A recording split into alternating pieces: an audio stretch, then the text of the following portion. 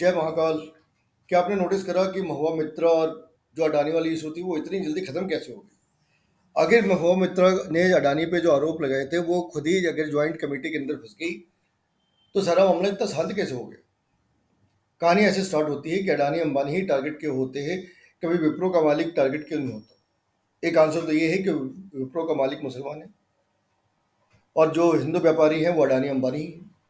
एक एक एक रीजन ये हो सकता है कि अडानी अंबानी अपनी हिंदू आइडेंटिटी कभी छिपाते नहीं।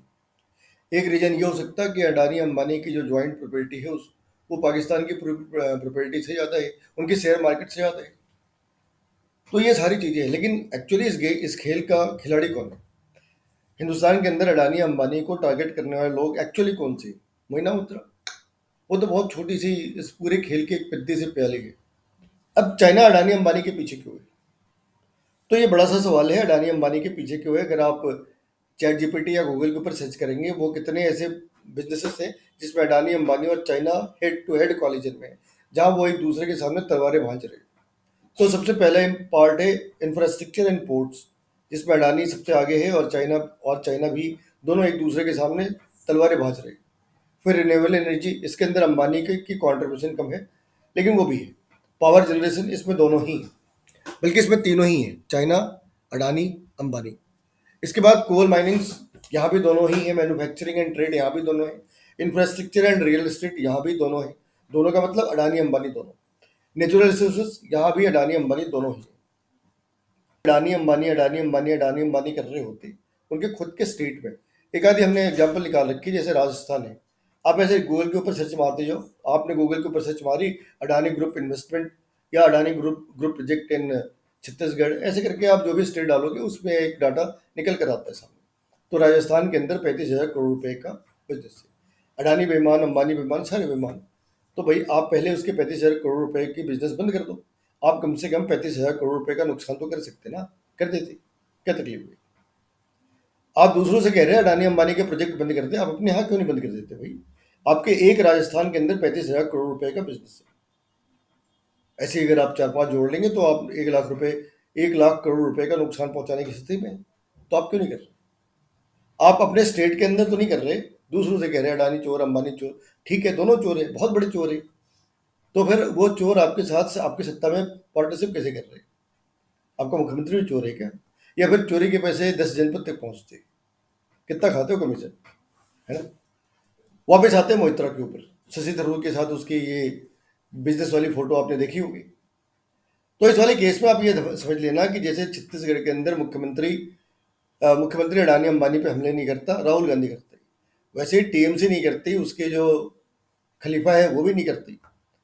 ये इसने इसने इसने अलग से करा। बाकी वहां पे अगर आप देखोगे बड़े ध्यान से तो टीएमसी और या उसके कोई भी लोग अडानी अंबानी के ऊपर हमले नहीं करते, ना ही उन हमलों में उनके साथ ज़्यादा खड़े दिखते हैं, क्योंकि उनके पास अपनी कोई इंडस्ट्री ही नहीं।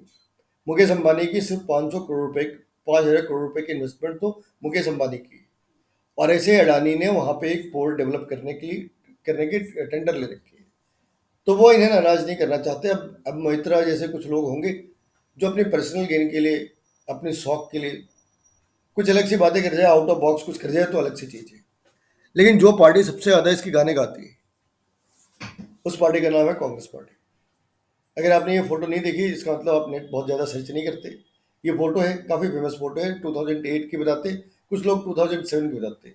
7 की हो, 8 की हो, फर्क नहीं पड़ता।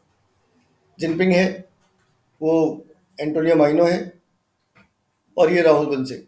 ये तीनों एक जगह एक फोटो के अंदर है, कुछ साइन कर रहे हैं और कहते हैं एमओयू साइन करी है, किसके बीच? चाइनीज पार्टी और कांग्रेस के बीच। तो अब ये समझ लो, एक बंदा, एक कंट्री जो हिंदुस्तान के अंदर दो बड़े राइवल से निपट रहा, एक अडानी, एक अंबानी। इसने एक पॉलिटिकल पार्टी के साथ एमओयू साइन करी। तो पॉलिटिकल पार्टी करेगी क्या भाई? पॉलिटिकल पार्टी वो क्या कर सकती है अगर उसने चाइना की एमओयू साइन करी है? एमओयू साइन करी है, उसमें क्या पॉइंट लिखे आज तक किसी को पता नहीं। एमओयू साइन करा रखी है। अब वो कहते हैं बोल जमोरे, ये बोलता रहता है। अब लोग कितने सीरियसली लेते हैं ये कहना बहुत मुश्किल काम है, क्योंकि लोग इससे ये नहीं पूछते कि राजस्थान के अंदर तुम्हारी सरकार है, छत्तीसगढ़ के अंदर तुम्हारी सरकार है, पहले आप यहाँ से इनको वाइप आउट कर दो ना। आप कह दो ऑन द पेपर कि आज से अडानी अंबानी के सारे प्रोजेक्ट बंद, है ना? आज से अडानी अंबानी के सारे प्रोजेक्ट बंद। आप ऐसा करो तो सही, क्यों नहीं कर रहे आप? तो आप ये कहना चाह रहे हैं कि आपका सीएम आपके साथ खड़ा नहीं है, तो भगा दो उसे, तुम्हारे यहाँ तो ऐसे भी दरबारी लोग बैठते हैं। और दूसरी बड़ी इंटरेस्टिंग सी बात है कि अगर अडानी अंबानी कल आज ही को मुसलमान बन जाए मान लो, तो ये सारे विरोध खत्म हो जाएंगे। फिर अडानी अंबानी से ज़्यादा साफ कोई होगा ही नहीं इस धरती पे। अडानी अंबानी केजरीवाल की तरह ऑनेस्टी के सिंबल बन जाएंगे।